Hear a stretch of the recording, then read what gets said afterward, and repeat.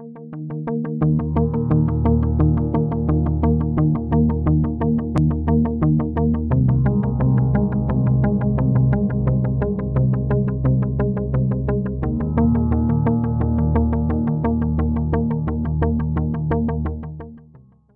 guest this morning is the eternally curious, historically imaginative master storyteller, Simon Winchester. Today, he will be discussing his latest book entitled Pacific, Silicon Chips and Surfboards, Coral Reefs and Atom Bombs, Brutal Dictators, Fading Empires, and the Coming Collision of the World's Superpowers. Pacific is shortlisted for the Kirkus Prize for Nonfiction, the Library Journal for Best Books of 2015, and on the long list for the Andrew Carnegie Medal for Excellence in Nonfiction. The story begins in a slightly unexpected way, and one of the lovely things about my job in writing these books is the unanticipated connections one can make between seemingly disparate events. I was living in Hong Kong in the 1980s and 1990s, and one of the things we were shuttling around covering was the fall of President Marcos in the Philippines, and so it was effectively a shuttle from Hong Kong to Manila to watch the slow collapse of his government, and then the Cory Aquino and the somewhat tricky time she had when she assumed the mantle of power. So we would go to the Philippines a lot, and I became pretty familiar, particularly with the northern Philippines, Luzon and thereabouts. I think we all did not anticipate, however, the story that would dominate everything in the early 1990s and nothing to do with politics at all. And yet, oddly enough, it did in the end. And that was the eruption of this extraordinary volcano, Mount Pinatubo. But it started in May of 1991, vibrating and doing strange things, and gouts of steam and so forth coming out of it. And then in June, I think it was June the 15th, 1991, there was this Titanic Eruption. And it was quite extraordinary. You could see it from 100 miles away. There's this great torrents of ash and lightning and what they call lahars, streams of mud and ash and so forth. So it was very, very dramatic. But what it did, this volcano, was it covered with ash, many, many feet of greasy, slimy, yellow ash, two American military bases, Subic Bay, a huge naval base, which is about 20 miles away to the west, and Clark Air Base, which was about 9 miles away. And this made them non-operational. I mean, Subic was used to evacuate all the Americans, so ships were leaving there. But finally, when the eruption was over, it was apparent that this naval base was useless. It would take months, if not years, to clean it up. And the air base, similarly. And so, I mean, this has a political dimension too, because the Philippine government at the time was in a pretty anti-American mood, and they didn't much want the Americans to be in Subic Bay. But the upshot of it all was that in June 92, and then again in November 92, the then Defense Secretary, Dick Cheney, decided to close them down. So all American naval forces were moved back to Yokosuka or Sasebo in Japan, and the air component from Clark was moved to Guam and to other air bases in more easterly. So that was over. That means the Americans no longer had a military presence of any size in the Philippines since 1901, I think, which is when Teddy Roosevelt first placed bases there. So what this did was it created a military vacuum in the South China Sea to the west of the Philippines, and one which the Chinese were only too happy to fill. And thus started the sort of the juggernaut of new China maritime policy, which had been concocted by this admiral, Liu Huaqing. Liu Huaqing, a remarkable man, died aged 93 only a couple of years ago. He was actually a PLA general, oddly enough, the general in overall command of the forces in Tiananmen Square on June the 4th, 1989. So a tough, very nationalistic, very, very communist, hardline friend of Mao, friend of all the Chinese leadership. But he was a great student of Alfred Thayer Mahan, the great American naval strategist. And had a serious intellectual view about what China's role in the Pacific Ocean should be. And he had devised a strategy on paper when he moved from the PLA, where he was a general, to the PLA brackets N, which is the People's Liberation Army brackets naval component, as an admiral. And as an admiral, wrote papers saying what China's naval policy should be. And it was fourfold, effectively. It had four components to it, the first of which was to seize the South China Sea. And they had, you probably know all this, but this bizarre thing called the 9-dash line, which was drawn on a map back in 1947 by the Kuomintang, who was still in power in China, just. And they had said that it was right and proper and just for China to control most of the South China Sea, off the shores of the Philippines, off the islands of Indonesia, in a great, it looks like a cow's dewlap in a way.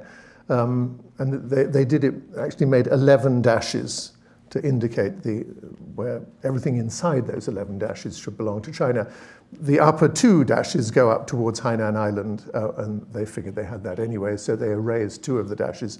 So that it's now the 9-dash line. And so part of the strategy was that China should control everything within the 9-dash line, even though these were international waters and a major trade route for goods and services coming up from Malaysia and Indonesia, and much needed by the international community and China herself. So the first component of this was put into effect as a consequence of the Americans leaving after Mount Pinatubo, because there were no American warships, no American planes supervising, and the Chinese decided they would build initially an airstrip on a little island.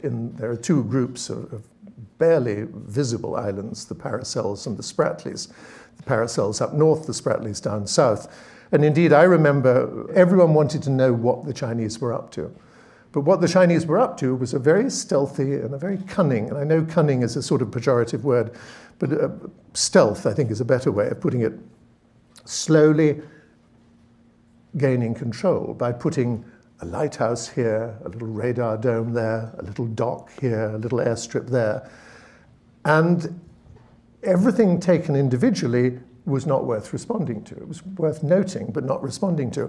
Because when you think about it, I mean, the Americans might get cross, but to send in an aircraft carrier like the one I've just shown you, to demand that the Chinese take down a lighthouse that they had put on a remote and uninhabited island seemed disproportionate in the extreme. So the Americans, having lost their supervisory power because of the volcano, and now far away to make it sort of inconvenient, did nothing. And it wasn't until 6 or 7 years ago that suddenly the Pentagon woke up to the fact that almost every one of these islands now, of any significant size, had not just a little radar dome or a little lighthouse, but had serious facilities built on them, because the Chinese had built in dredgers and bulldozers and had created large airstrips and docks that could accommodate certainly corvettes, maybe destroyers, and maybe even bigger ships than that. And so about 5 or 6 years ago, America woke up to the fact that the South China Sea was de facto now a Chinese sea. It was no longer self-evidently international waters, and they began to get worried about it. When then the incidents started to occur, and the first incident, which really sent a shockwave through the Pentagon hierarchy, was in October 2006, when these platforms were all over the South China Sea, when the USS Kitty Hawk, which was a relatively antique aircraft carrier, which was assigned to the 7th Fleet, was patrolling, doing a routine patrol, not in the South China Sea, but in the Philippine Sea. And suddenly, one of the planes that was circling it as part of the defensive cover noticed, to their horror, that they were being shadowed by a Chinese attack submarine, which was 5 miles away, well within torpedo range.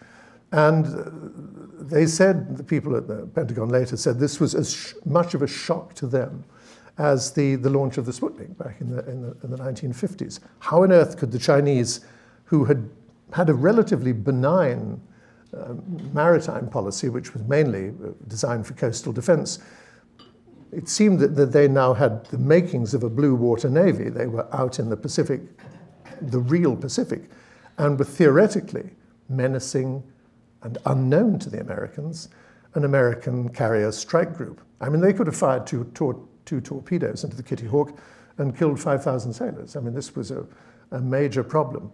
And then came the other incidents. There was a big ship, an American vessel called the Impeccable, actually run by a civilian group, Maersk Shipping, dragging a submarine detecting vane behind it. That was menaced by Chinese warships. And then more recently, when the Liaoning, which is an aircraft carrier that the Chinese have, was being shadowed by an American warship, that's more recent, this ship, the Cowpens, was intercepted and had to make an emergency maneuver because it nearly got run over by a Chinese ship. And all of these things taken together suggested to the Americans that the second, third, and fourth phases of Liu Huaqing's naval strategy was slowly and carefully, stealthily being put into place too. So you've got the Chinese now in effective control of the South China Sea. And now the second, third, and fourth aspect of Admiral Liu's policy evidently also being put into play. The policy involves these imaginary bastions that surround China, known as the first island chain, the second island chain, and the third island chain. And the first island chain, as I say, it's an imaginary bastion, runs from the Japanese archipelago down to Java and Sumatra, the islands of Indonesia. Relatively close to China, protective within that, between the Chinese coast and the first island chain, is what the Chinese call the green water part of the Pacific. The second island chain runs from Kamchatka down through sort of far western Pacific to Cape York in Australia.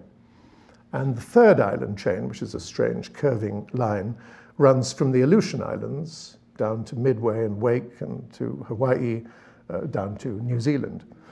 And the strategy that Admiral Liu put into place says, and it's all predicated by 2049, which, as I'm sure you know, is the 100th anniversary of the founding of the People's Republic of China, that by 2020, all the waters within the first island chain will be open season for the Chinese Navy. They can patrol anywhere they like within the first island chain. By 2030, within the second island chain, so they'll be operating off Tonga, in the Coral Sea, with impunity. And by 2049, the target date, everything within the third island chain, Aleutians, Hawaii, New Zealand, will be as accessible to the Chinese Navy as it is now to the American Navy. They will, in other words, symbolically, be patrolling in their aircraft carriers off Pearl Harbor. And that gives the Americans the heebie-jeebies. I mean, they say, why should we allow this to happen? And the consequence of this in the short term is that the American policy is now we're going to harass and provoke the Chinese by sailing our warships as close as we possibly can to Chinese-owned or claimed territory in the South China Sea. And of course, the effect of this is just to irritate the Chinese and to also to bring with it the possibility of an accident, a collision or two hot-headed commanders getting into a tussle, and maybe an incident will occur. So it's very troublesome. But I think the ethical question about all this is, why complain? Because the American Navy, and I speak as an American now, I mean, if I was doing this 5 years ago, I would have been a Brit and everyone would have said, typical snarky Brit making unpleasant remarks about the Americans, but I'm not one of you guys. So, well, one of, you know what I mean, I'm an American.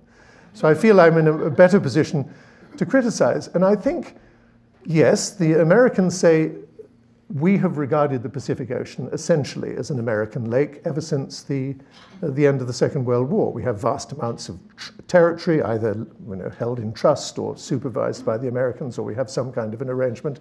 And of course, we have Hawaii in the center. And because we have policed the Pacific for the last 60 years, the Pacific has been a place essentially of great peace and harmony. And the admirals in Pearl Harbor, if you go and see them, will show photographs of what Seoul looked like in 1948 and what it looks like today, and what Shanghai looked like and how it looks today, and what Manila looked like and how it looks today. And of course, in the 1940s and 50s, they were places of ruin and poverty and general unpleasantness. And now, great towers, skyscrapers, subway systems, internet, all these good things.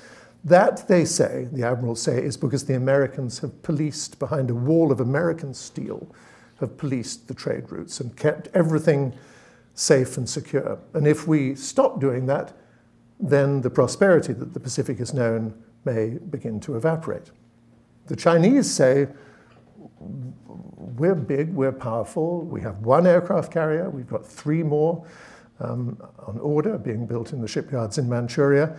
And when all that's finished, yes, we will feel perfectly to have a prescriptive right to operate in the Pacific just as you have. Only we'll be less damaging in the Pacific than you were, because you colonized, you ruined, you dropped nuclear weapons, you sent people, turfed them out of Bikini Island, you did all these dreadful things. We're not going to do any of these things. We just want what's fair. So that, to me, seems a reasonable, ethical question to pose. Do the Chinese have as much right as the Americans consider that they have had over the last 60 years? Is the Pacific an ocean over which one country has a monopoly, or should it be, it's big enough, after all, 64 million square miles, it's big enough to accommodate whoever wishes to operate in it, and we, the Chinese, think we can as well. Thank you very much. You are a mesmerizing speaker, but you haven't yet had a chance to deal with what traditionally has been the role of the oceans, and that's world trade. What about all the many, many fleets and boats that have been connecting the different parts of the Pacific? Chapter 2 in the book starts with the appearance in, you're from Canada, in Edmonton, in Alberta, on Jasper Street. There's an electronics store, which no longer exists. I think it was the 20th, no, it wasn't the 23rd, it was the 8th of August, 1955. In that store there, and in a store in Winnipeg, and in a store in Vancouver, a small radio set was offered for sale for $35 or $40. This was a radio set about as big as it could fit in your shirt pocket. Up to that point, a radio was a piece of furniture. It was big, it stood in the corner of the living room, it was covered with walnut veneer, you put an aspidistra on top of it, you turned it on, it warmed up, you tuned it in. Now this revolutionary device was available in, of all places, Edmonton. You look at it, well, first of all, it's the first ever transistor radio. And it's made by a company whose name is written above the tuning dial, Totsko, Tokyo Telecommunications Company. But in tiny letters under the dial is this new 4-letter acronym, word, the word Sony. This was the first ever Sony device. And it revolutionized radios and how we listen to them. We could take the radio with us. We could take it to bed, take it to the swimming pool, take it to school, whatever. And so the radio set underwent this monumental transformation. The first test market was for the 50 in Canada, but they sold it like hotcakes. About 2 months later, a shipment of 4,000 of these radios arrived in New York. And they were put in a warehouse in Queens, and all sorts of other electronics were in this warehouse. And there was a burglary. A truck moved up to the middle of the night. I don't think anyone was hurt. Bolt cutters. And the thieves took these radio sets. And it was in the New York Times, page 17. Major electronic heist in Queens. But what was notable, and what New Yorkers found fascinating, was that the thieves, or the burglars, had ignored all the rest of the stuff in the warehouse, however tempting it might have looked, and had only taken these 4,000 Sony radios. And this small detail was in the Times piece. And New Yorkers, as one, said, well, if it's good enough for the burglars, then it's good enough for us. We want them. And started ordering them. And this coincided almost to the month with the invention of the shipping container, which was invented in New Jersey by an ex-army man who thought this was a very neat way of packaging goods. So shipping containers were made in Japan, and boxes of these TR-55 Sony transistor radios were shipped over to this ever more hungry American consumer market. And then container ships started to be built in the shipyards all over Japan and then in Korea. And Sony and Panasonic and all these other companies started manufacturing things for which the Americans had an inexhaustible appetite. The man that made that TR-55 radio was, and if we think of Sony, we think of this rather sleek silver fox, Akio Morita, the public face of Sony. But this man was called Masaru Ibuka, and he was a horny-handed son of toil. I mean, he had dirt under his fingernails, he had big, thick Coke bottle spectacles, but he was a great inventor. And he invented the TR-55 and all its successors. He invented the transistor radio. He invented the Walkman, if you remember the Sony Walkman. He invented the Trinitron television. He invented the Betamax tape recorders. I mean, he was an extraordinary genius. But what this led to was this explosion of trade, all in the same direction, from the ports in Yokohama eastwards to Seattle, Long Beach, Oakland, Vancouver, and then followed by ports in Busan, when companies like Samsung started making stuff, and then now China. I mean, all the major 5, I think, container ports in the world are all in from Shanghai northwards. So whenever you see today, you stand on the Golden Gate Bridge and see a big evergreen shipping container vessel steaming in towards the ports in Oakland, you should remember that that all began on the 8th of August 1955 with the appearance in Edmonton of a tiny little radio set which transformed all of our lives. Maybe in the last few minutes you could tell us where Korea fits in all this. Well, I mean, the whole Korean situation, one of the wonderful things about writing a book like this is you learn so much along the way. The thing that I learned was that North Korea was essentially created by an American. And he had a lovely name. I mean, I love people with extraordinary names. He was called Charles Hartwell Bonesteel III. You don't get much better names than that. And he was, if you can imagine, it was the 14th of August, 1945.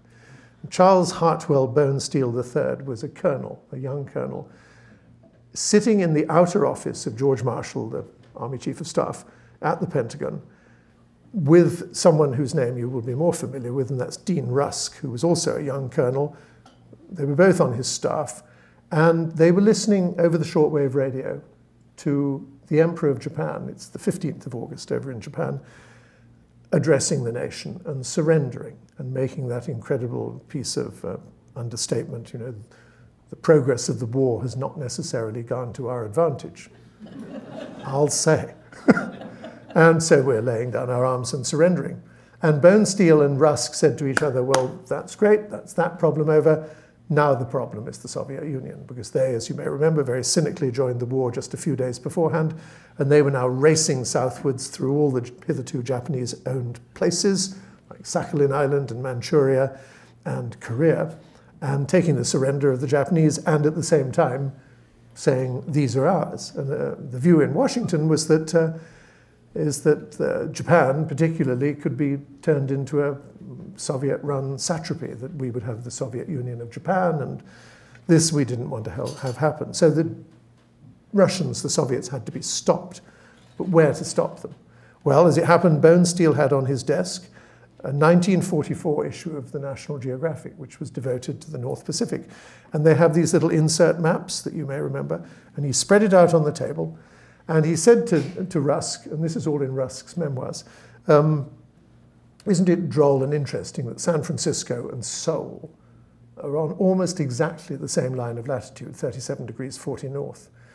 I think, Dean, he said, or Colonel, I'm not quite sure how friendly they were, that we Americans should retain control of the old capital of Korea. I mean, Korea at this time was a Japanese colony.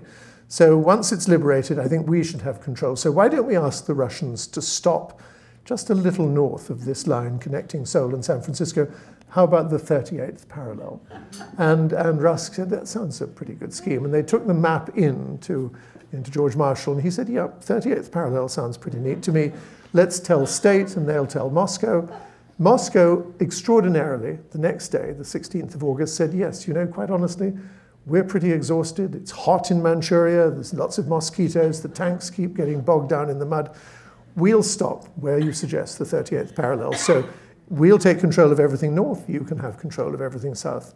So they did, and as you well know, their point man in the north was Kim Il-sung, and the Americans, Syngman Rhee, and two countries were essentially created. And they went to war with each other, and then there was this armistice and the DMZ and everything that we've come to know and be horrified by today. When you think about it, if he hadn't drawn that line, the Russians, yes, the Soviet Union would have taken all of the Korean peninsula. But so what? You know, it would have been like Vietnam, it would have been like Cambodia, where my son lives, it would have been like Laos, impoverished, poor, not as rich as South Korea is now, but it wouldn't have been disunited. You wouldn't have this lunatic dynasty in the north creating nuclear weapons. You wouldn't have the DMZ. You wouldn't have 24,000 American soldiers on permanent duty. And there wouldn't be this terrible tragedy of having this ancient kingdom of Korea divided into two, if only the Americans hadn't interfered. And that's, unfortunately, the ethical question that underpins an awful lot of this book.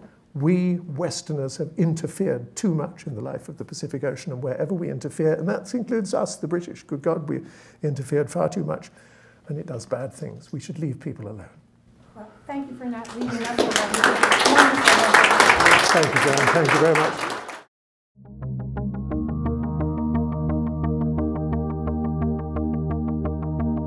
For more on this program and other Carnegie Ethics Studio productions, visit carnegiecouncil.org. There you can find video highlights, transcripts, audio recordings, and other multimedia resources on global ethics.